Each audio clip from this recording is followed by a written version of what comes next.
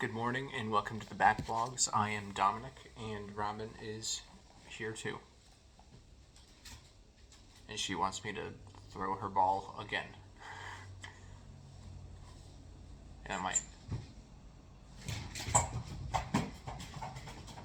So, my fiance and I just recently finished the game, The Centennial Case, a Shijima story. This release is the Japanese release. I don't think there was an American release.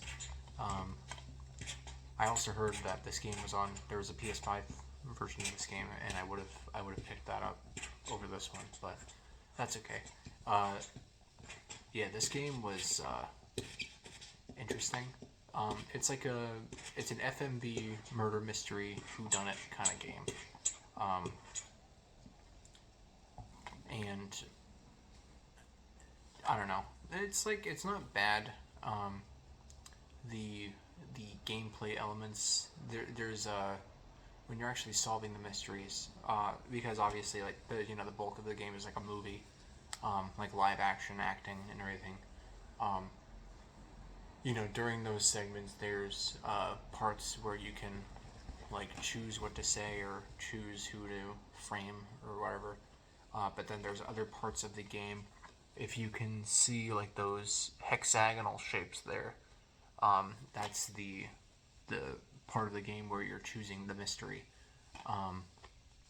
You're connecting clues to mysteries, and when you do that, you form a hypothesis. And when you have multiple hypotheses, then the truth becomes clear. But I don't know. Like it's not bad. It does get a little repetitive after a little while, and some of those sections can last upwards up to like an hour and a half. And then towards the end of the game, it's like you're getting them back and forth, and each of them are like 45 minutes. But yeah, I mean like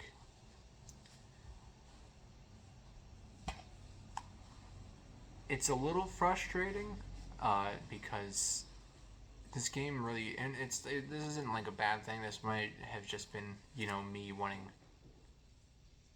a simple experience, but whenever you put those hypotheses together, the truth becomes clear to the character, but not to me, because it really forces you to look outside the box for the solution. Because there will be times whenever a clue will come up, and it won't be part of any of the mysteries that you have to solve, but the clue that comes up ends up being one of the core solutions to the final thing. And like there are multiple times throughout the game where it's like, you're thinking you have it all pieced together, and then whenever you go to make the decision to frame somebody, they give you somebody completely left field, and you're like, how does that even happen? Like, how does that even work? And then you don't pick it because you feel like you have the solution, and that's a silly answer. But then it turns out that the left field answer ends up being the correct answer, and then they show you a bunch of stuff that recontextualizes everything, which is like that was my not my issue with the game, but an issue that the game had with me. I feel like because it's not like the answer wasn't under my nose the whole time. It's just that I wasn't observant enough to pick up on some of the small key details. But yeah, whenever you have the full picture of everything that's going on, it actually does kind of tie up really in a very interesting way. Even though at first it doesn't seem like it makes sense and it seems silly, and it is silly. It's a pretty silly plot. It's a silly game, but it is also very interesting whenever the answer does finally rear itself. I will say that the production value of the filmmaking in the game is very odd. The acting felt a little stale from a lot of people. It had like really weird color grading that reminded me of Twilight movies. Um, yeah, it was just I don't know. It felt like an independent like B movie to me. It's not bad by any means. Like it's got its charm. I really did enjoy the charm of it. The music is really good. It's very mysterious. And towards the end of the game, like when things start ramping up, like you can tell it's like this is like final boss music. It's getting epic up in here. Um, there's one chapter. I'm not going to go into the specifics of it, but like it basically changes the genre of the game entirely. So rather than it being like this murder mystery whodunit where you like put together like clues and mysteries, it turns into like a point and click Sierra game, where you had to like look for environmental clues,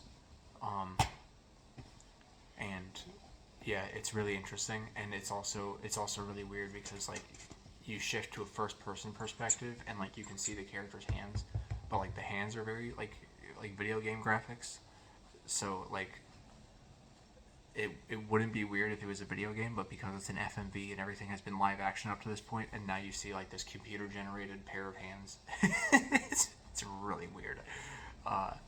We were not expecting that.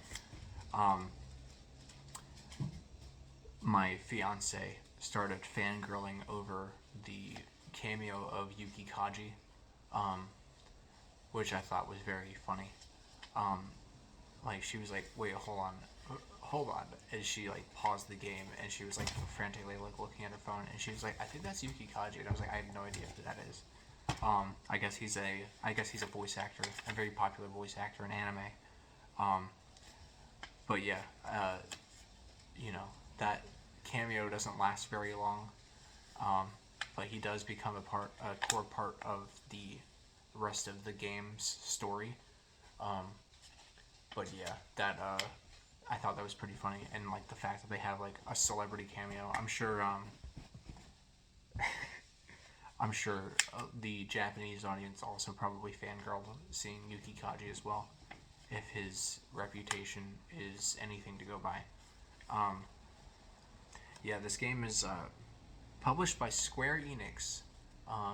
You know, so you got your Final Fantasies, you got your Nier Automatas, and then you got your Centennial case, or the Centennial case, the Shijima stories. It feels like honestly there could be sequels to this game. We do want to get more into this genre. Last year we played Immortality. What's his name? I don't remember the dude's name.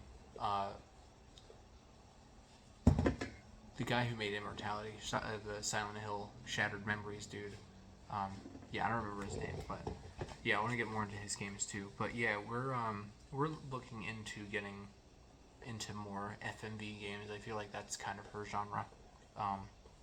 We like movies. We like movies in this household. And this, if this was a movie, would be a. Okay, well, no. Let me put it this way. If this was a movie, and not a video game, it would probably be like an 8 out of 10 for me. But because it is a video game, and I had to put in the work to solve the crimes, and the work that I put in ended up being null and void anyway, I'm gonna give it a 7 out of 10. Yeah, it's still pretty good. But yeah, this is a very interesting release to have because it's a Japanese PS4 release. I don't know if the PS4 is region locked, but the PS5 isn't, and we played it on my PS5.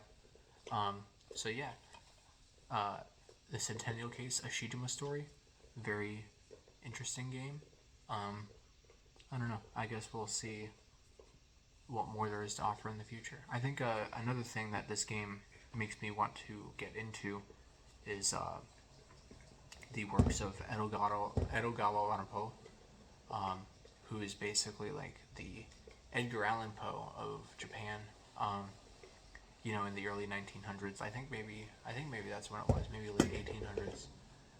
You know, he was doing like murder mysteries, and you know, he's name dropped a few times in this because I guess there's a magazine that they use that I think Edogawa Ranpo has stories in or something like that. But yeah, it's very inspired by his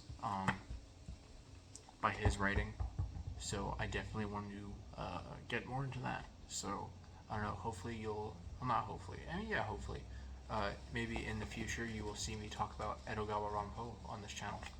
But until then, you can watch this video about the Centennial case, a Shijima story.